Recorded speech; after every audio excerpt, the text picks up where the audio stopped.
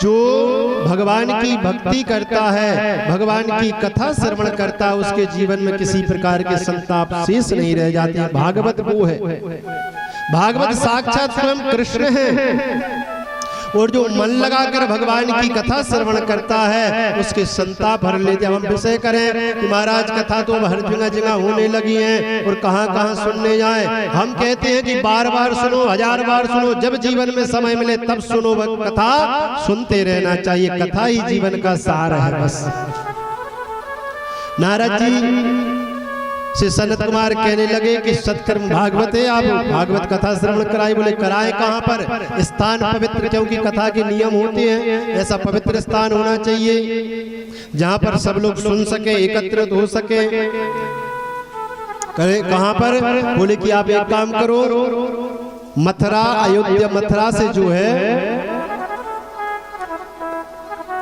मथुरा और हरिद्वार, और हरिद्वार से जो है बद्रिका, ये बराबर की बात में है। तो बोले कि यहाँ से हम चलते हैं, वहां से भक्ति देवी से बोलो कि बुआ जाए, हरिद्वार में कथा श्रवण कराई जाएगी। हरिद्वार में भक्ति देवी को लेकर आए हैं, भगवान की कथा होने लगी। ऋषि जन आ गए और देवादिक भेष बदल बदल के भगवान की कथा श्रवण करने के लिए आए। उसी समय नारद जी ने एक प्रश्न कर दिया। महाराज एक मन में प्रश्न आया है, अगर आप कहो तो मैं पूछ लूं। बोले बिल्कुल पूछिए। बोले कि महाराज एक बात बताओ, कोई भक्त भगवान की कथा श्रवण करके मोक्ष पा जाए तो इसमें कोई बड़ी बात नहीं है, पर क्या कभी ऐसा हुआ कि कोई पापी ने जीवन पर्यंत पाप किया हो और उसको भी भगवान की भक्ति से मोक्ष मिल गया हो? ऐसा क्या कभी जीवन में ऐसा क्या हुआ है? क्योंकि आज के टाइम पे प्रैक्टिकल बहुत जरूरी है। प्रैक्टिकल नहीं होगा तो हम करेंगे ही नहीं। हम जब दवाई लेने जाते हैं कीटनाशक की, तो उस दुकान पे जाएंगे, उससे पूछेंगे भैया इससे क्या मतलब कीड़ा मीड़ा मरते हैं कि नहीं मरते हैं, अच्छी सी दवाई देना। जब वो बताएगा प्रैक्टिकल करके तभी लेंगे, या और भी प्रैक्टिकल, जब तक हम प्रैक्टिकल नहीं करते, जब तक यूज नहीं करते हैं। आजकल तो कलिकाल में बड़ा प्रैक्टिकल किया जाता है। तो क्या ऐसा कभी हुआ क्या कि कोई पापी, दुष्टी, दुराचारी भगवान की कथा श्रवण करके मोक्ष को पा गया? सनत कुमार कहते हैं, तुंगभद्रा तटे पूर्वा मभूतामुत्तमा यत्र वर्ण सुधर्मेण सत्सत्कर्म तत्परा। बोले ऐसा हुआ और वो कथा में महात्म्य आपको श्रवण कराऊंगा, और वो कथा वह नारद जी को श्रवण कराई गई और यहाँ पर मैं आप लोगों के लिए करा रहा हूँ। मात्र की कथा मात्र से ही मोक्ष हो जाता है। बोल भक्त वत्सल भगवान की जय हो। मोक्ष किनका हो जाता है? बोले सुनने वालों को तो होता ही है। अगर आपके परिवार में भगवान ना करे कभी ना कभी ऐसा हुआ हो, अगर कोई अकाल मृत्यु को पा गया हो, गरुड़ पुराण में लेख है कि 28 प्रकार की अकाल मृत्यु होती है। कीड़ा के काटने से, फांसी आदि लगाने से, दवाई आदि उल्टी सीधी चीजें पीने से, या उल्टे सीधे कर्मों के द्वारा एक्सीडेंट आदि से, ऐसी 28 प्रकार की अकाल मृत्यु बताई गई है। और अगर 28 प्रकार की अकाल मृत्यु किसी की हो गई हो, उसके निमित्त मात्र से भागवत करा दीजिए, मैं आपको दावे के साथ व्यास मंत्र से कह सकता हूँ उसका मोक्ष हो जाएगा। बोल भक्त वत्सल भगवान की जय हो। प्रेत के लिए भी अगर भगवान की कथा श्रवण कराई जाए तो उसका भी मोक्ष हो जाता है। और ऐसा हुआ तुंगभद्रा तटे पूर्वा। यहाँ पर एक आत्मा देव नाम के ब्राह्मण है। आत्मा देव नाम के ब्राह्मण, इनकी पत्नी का नाम है धुंधुली देवी। इनका एक पुत्र हुआ। पहले तो हो ही नहीं रहे थे, बड़ी मुश्किल से हुए। तो नारद जी से सनत कुमार कहते हैं कि सुनो, किन किन को मोक्ष मिल सकता है? हीमान बापा कृतस्तु सर्वदा सदा दुराचारी रता विमार्गा क्रोधगिनी दगदाय कुटिला शिकामिना सप्ताहि यज्ञे न कलो पुनन्ति। ये मान पापा कृतस्तु सर्वदा, सदा दुराचारी, पापी, अहंकारी, कुकर्मी ऐसा व्यक्ति जीवन भर उसने पाप किया हो, भगवान के निमित्त कभी कोई सत्कर्म नहीं किया हो, उसका भी भागवत से मोक्ष हो जाता है। और हुआ। आत्मादेव नाम के ब्राह्मण है, हो सकता है कथा आप लोगों ने सबने श्रवण की हो। संतान नहीं है, घर में संतान नहीं है, बांझ है, और कहते हैं गांव में बोलते हैं कि बांझों का मुंह भी नहीं देखना चाहिए, इसका भी पाप लग जाता है।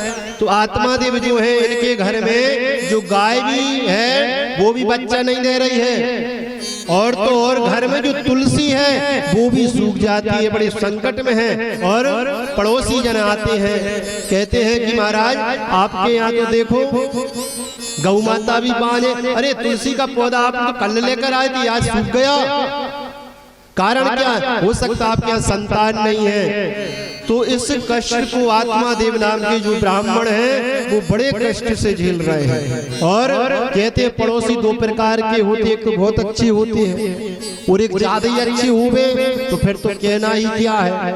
अगर पड़ोसी ज्यादा अच्छे हो जाए तो फिर तो कहना ही क्या। बोले क्यों? बोले एक पड़ोसी थे, तो पड़ोसी जो थे वो भगवान ब्रह्मा जी की तपस्या करने लगे। बोले महाराज हमें वर दो। ब्रह्मा जी प्रकट हुए, बोले मांगो क्या चाहते हो? बोले बस ये चाहते हैं कि हमारा जो खेत है उसमें बढ़िया जल की व्यवस्था हो जाए, कुआं हो जाए। बोले हो जाएगा, लेकिन ध्यान रखना। बोले क्या? बोले तुम्हारे यहाँ एक कुआं हुआ, सामने वाले के यहाँ दो कुएं हो जाएंगे, डबल फल मिलेगा सामने। बोले तो गड़बड़ हो गया। पड़ोसी की बात बता रहा हूं मैं, पड़ोसी कैसे होते हैं। बोले कि महाराज हमारे यहाँ वाहन नहीं है, वाहन आ जाए। बोले तुम्हारे यहाँ एक आएगा, सामने वाले के यहाँ दो आ जाएंगे। अब तो ये बड़े संकट में। बोले रुको हम बताते हैं। कहा महाराज बोले क्या? बोले हमारे जो एक फूट जाए, सामने वाले की दो ही फोड़ दी। तो ऐसे पड़ोसी अगर संसार में हो तो भैया ऐसे पड़ोसी से सावधान रहना। बोल भक्त वत्सल भगवान के। ऐसे पड़ोसी जो आत्मादेव नाम के ब्राह्मण उनके हैं, एक दिन बड़ी घृणा हुई, जंगल में चले गए, शरीर का परित्याग कर देंगे। एक संत विचरण करते हुए जा रहे थे। बोले महाराज देखने में तो ऐसे प्रतीक होते हो कि कोई विद्वान हो, संत हो।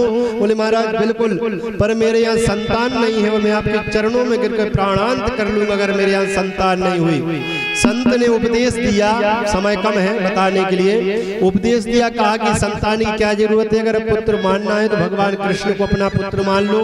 बोले उपदेश तो सब देते हैं, पर मैं तो आपसे निवेदन कर रहा हूँ कि मेरे यहाँ संतान हो। नेत्र बंद करके कहा एक जन्म नहीं, आपके 7 जन्म तक कोई संतान योग नहीं है।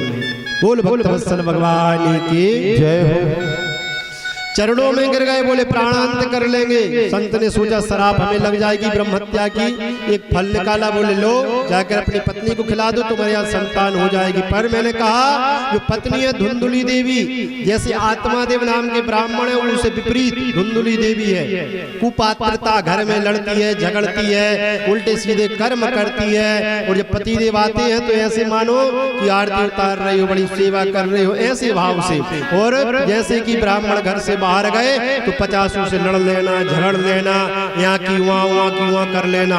नारद इस प्रकार का स्वभाव, मतलब यहाँ से वहाँ करने वाले। और जब पति आते हैं तो थाल सजा के खड़ी हो जाती है सेवा करने के लिए। तो आत्मादेव तो सीधे साधे ब्राह्मण बड़े प्रसन्न होते, अरे बाबा देवी तुम तो बड़ी पतिव्रता हो। बोले हमसे बड़ा तो कोई पतिव्रता है ही नहीं है जितने हम हैं। आज मैं फल लाया हूँ देवी, इस फल को ग्रहण करो। देखो धुंधुली देवी कुबुद्धि, मतलब धुंधुली का मतलब कुबुद्धि, अपनी बुद्धि लगाए लेकिन गलत तरीके से लगाए। देवी फल लाया हूँ, इसको ग्रहण करो, इससे आपके यहाँ संतान होगी। ठीक है महाराज जी बिल्कुल मैं ग्रहण कर लूंगा, अभी रख दीजिए, मैंने स्नान नहीं किए। अब वो आप फल लेकर आए हो, देवताओं के द्वारा दिया हुआ, संतों के द्वारा प्रसाद है, तो ऐसे ग्रहण नहीं किया जाता है, स्नान करके करूंगी। समझाने लगे आत्मादेव। बोले धन्य मेरी पत्नी, जैसा मैं पंडित उससे बड़ी पंडितानी। बिल्कुल कहा। एक सहेली को फोन लगाया, कि देवी आप हमारे यहाँ आओ। वो आगे बोली बोलो क्या बात है। बोले देखो ये महाराज हमारा फल लाए हैं और इस फल को एक काम करो, ये फल तो अपन किसी गाय को खिला देते हैं, प्रैक्टिकल के लिए पता पड़ जाएगा। और आप एक काम करना, आपके यहाँ जो संतान होगी अगली वो आप हमें दे देना। आपके यहाँ धन नहीं है, हमारे यहाँ धन है पर संतान नहीं है। कहा देवी बिल्कुल ठीक है। वो अपनी शर्तें करके मंजूर और चली गई। जैसे 9वां-10वां महीना आया उनके यहाँ संतान आई, चुपके से ले आई। बोली महाराज हमारे यहाँ संतान हो गई। बोल भक्त वत्सल भगवान की जय हो। आत्मा देव बड़े प्रसन्न हुए, सीधे साधे ब्राह्मण थे। बोले बिल्कुल देवी, बड़ा उत्सव मनाया गया। 3 महीने बाद जो फल गाय को खिलाया था उस बछड़े ने भी बालक का जन्म दिया। के लिए कान कैसे, गौ माता जैसे।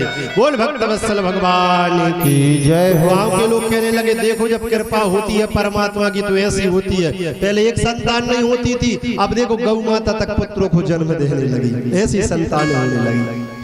तो आत्मादेव ने जो गोकर्ण गाय जैसे कान थे तो उसका पुत्र का नाम रख दिया गोकर्ण। और धुंधुली देवी बोली कि सुनो आपने एक का नाम रख लिया गोकर्ण, अब इसका नाम हम करेंगे। अरे देवी जी हमारा नाम आत्मा देव, इसका नाम परमात्मा देव रख देते। बोले नहीं सावधान, आपकी नहीं चलेगी, हमारी भी चलेगी। बोले क्या? बोले हमारा नाम धुंधुली देवी, इसका नाम रखेंगे धुंधकारी।